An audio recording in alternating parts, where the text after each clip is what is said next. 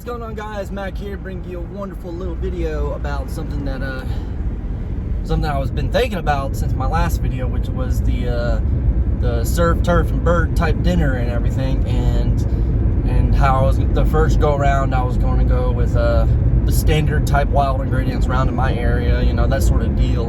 And it suddenly started getting me thinking about, you know, different kinds of adventures, different kinds of hunting, different animals to hunt, what could I include in them and everything. And my ultimate goal is to honestly try hunting animals that are feral. And what I mean by feral, okay? As a hunter, you know that there's a lot of high fenced operations around here. What it means by high fence is that a lot of these animals are caged into these fence enclosures, if you will, and they are how do you say it? They are you know, they're fed regularly, things of that nature. A little bit different than just doing wild hunting, where you can put food plots in, you know, do some sort of strategic planning and stuff. But a lot of places are fenced in areas. I mean, that's just the cold hard truth. And a lot of good places are fenced in areas, and there's reasons for that. Mainly because they're running businesses, and what attracts business is knowing that your clients are going to be able to get a big animal, a fantastic animal, a well-fed animal, a thick animal, that type of deal. Especially like in the whitetail case. Now there are some big wild whitetails out there. They are. The genetics is out there, but more often than not, they don't have enough time to actually breed for long-term, you know, genetics. From a genetic standpoint, to create even bigger deer later down the line, and they're often killed way too soon, or they're often just killed way too soon because they're a big deer. I mean, who wouldn't want to shoot a big deer? I'd gladly shoot a big deer, good old whitetail. Of course, my definition of big old whitetail might be different from some folks down in Illinois, or you know, where whitetail are monsters. Like public land whitetails are monsters. Here in Georgia, they're big, but I wouldn't say I've ever seen some that are that big compared to Louisiana. Okay? So, it got me thinking about what type of hunting. I really want to hunt feral animals, which are wild animals. It's like for instance, we say feral hogs. Now, that has two different meanings. Two different meanings. One, feral means they're wild, right? Two means there's really no limit or no season for them. Feral animals are typically invasive type species that have been introduced here in the U.S. for a multitude of different kinds of reasons, no matter what reasons they are. Now, feral hogs are the biggest common one here in the southern states, California, places of that nature, where they're able to breed. I don't know how far north they've gotten, but I hear that they are getting up there. But they are wild animals, and they do breed a lot, and they don't have a typical breeding season like whitetail do, or maybe javelina. I don't really know too much about javelina, but they are very invasive. They can be destructive, but don't get me wrong, they're not as destructive as people let on to be. It's typically brought on by mass media and stuff. Now, they are a danger, but since you're able to hunt them whenever, you can easily just go ahead and get rid of them. Right? Well, you can easily just hunt them. Now, it got me thinking about, you know, I want to do these hunts. I want to do things. I want to hunt elk, mule deer, antelope, American antelope, if you will, pronghorn, which, by the way, is a weird animal. That's a weird natural animal in the U.S. or in North America, which is an awesome animal in my opinion. I believe they are one of the coolest animals I would love to be able to hunt one day. Anyways, getting back on track here, I was thinking about trying to do some hunting down in Texas. Now, why Texas? Well, Texas, I believe I'm able to get all three in one long extravaganza through that beautiful state. I've never been to Texas, and I would love to visit Texas one day, and I would love to hunt in Texas one day. Now, the beautiful part about Texas, in my opinion, is the exotic hunting you can do. You can hunt some wild, feral, exotic animals down in Texas. They brought these animals over. A lot of And now the concept of land down in Texas kind of eludes me, simply because the concept of land in the eastern states is vastly different than their concept of land. Our concept of land, let's say if you got 5 acres of land, you got a lot of land down here. In Texas, that 5 acres is nothing for ranches that are like 10,000 acres, 10,000+ acres. It's absolutely crazy, which is awesome because they're able to bring these animals from different parts of the world and hunt them. So, and they can hunt them at different times of year. So the whitetail season typically for here goes from fall to the first part of January, right around there, from September to about fall. And that's typically the only times when you can really get some major hunting done around here, unless you're going feral hog hunting. And then you also get your springtime turkeys.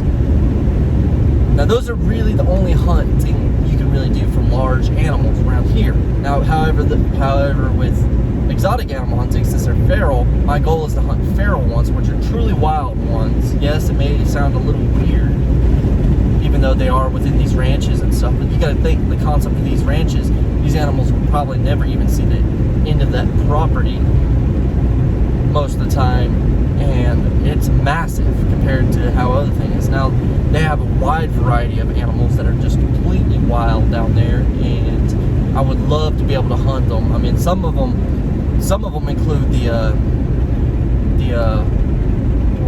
axis deer. That's a good common one. It's a very pretty deer from what I've seen. I would love to be able to hunt one of those. Awdads, which are kind of like a goat, if you will. Awdads would be pretty cool to hunt. Also, another big beefy one I would love to hunt is a Eagle, I can't quite pronounce it. Basically, it is the largest member of the antelope family. I swear to Christ, this thing just looks like a moose. Really, looks like a weirdly shaped moose with very small horns. You guys should look it up. They are very weird. They're very beautiful animals too. Very beautiful coloring they got. I would just love to be able to hunt, do all that. My goal is next year to be able to do that for like a whole week or something, and get all 3 of those key meals. Right? I'd be able to get. Ooh, that deer right there got hit by something yesterday. It is starting to smell pretty right. Woo! Yep, that's dead deer right there. Ugh. Anyways, so I'll be able to get all 3 done in hopefully Texas, because I'll be able to hunt, because I get the ability to hunt an exotic animal during a season that's, you know, during a weirder time of year. I'm able to have flexibility hunting the exotic animal instead of trying to plan for the end of one season that begins on another season type of deal. I'm able to hunt an exotic animal at any given time versus having to wait. So I'll be able to get my fishing done, I'll be able to get my hunting done, my fishing done, and both my hunting done if I plan it just right. Of course, I gotta plan it just right, and a lot of research goes into it for these type of trips. Now, a lot of people don't realize you've got to do research for any kinds of trips. You've got to go, you got to look at testimonies, you got to realize that what this place offers is different from this place. What does it mean for this? And then you got to look at it logistical wise, like how am I going to get there? Am I going to drive there? Am I going to fly there? What are the stipulations if I fly there? What are the stipulations if I just drive there? What is the whole deal for it? And you've got to do this research for it, and sometimes it feels like work. Sometimes you're starting to get cross-eyed looking at computer screens, trying to figure it all out. So it's a little bit of work, but I know in the end it will definitely be worth it.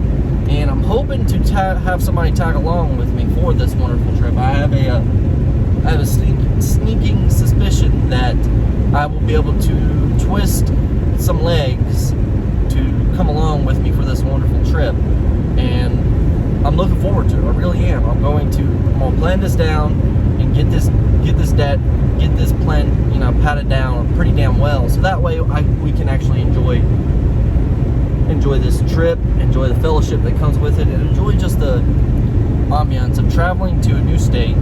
I've never been to Texas. I mean, I have been to Texas, but my definition of have been to Texas was I was in the San Antonio airport for a layover for about an hour and a half.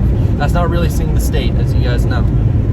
So like to actually spend some time in that wonderful country, experience it, see what it's all about, because hey, it's a Lone Star State, might as well, right?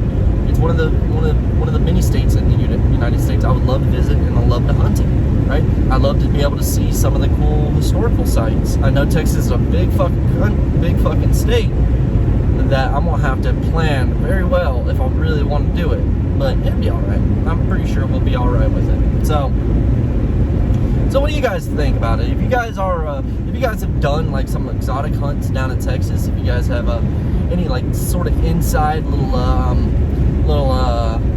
what do you call it, little tips and tricks for me as somebody who's never hunted outside most of the eastern states, some of the eastern states, I won't even say most of the eastern states, who's hunted only eastern states, have never really been to Texas, what are the things that should look out for? What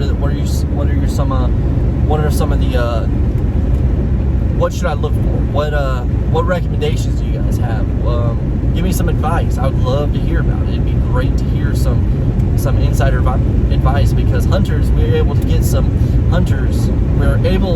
As hunters, Jesus, I'm saying hunters. As hunters, we're able to give each other type of insight. It may be a reluctant type of, we won't give you secret spots, especially if it's like one of those secret spots where we know we're going to get one, we ain't going to share it with anybody, that type of deal. But for something like this, would be gladly to help new hunters and other folks, try to get a better experience with their hunting experience, instead of just a high fence type operation where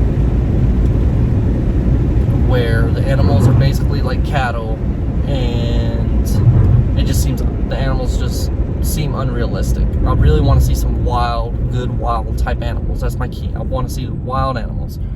Exotic ones preferably, but I'm fine with any North American species, honestly. I would love any North American species in their natural habitat. That'd be awesome. But anyways, guys, I hope you guys have a wonderful rest of the day. It is a Friday, a wonderful Friday, and I keep going over my 10-minute mark that I keep saying I was going to leave for myself. I just keep going over it. I got to get better at it, guys, and I will. I promise I will. And the only way you can know that I'm getting better at it is if you guys give me a like, comment, and subscribe right down at the bottom of that little wonderful screen right there. And I hope to hear you guys soon, and I hope you guys watch the next video. It's going to be another doozy. So anyways, I hope you guys have a wonderful rest of the day, a wonderful Friday, and a great weekend. And as always, work hard. Peace.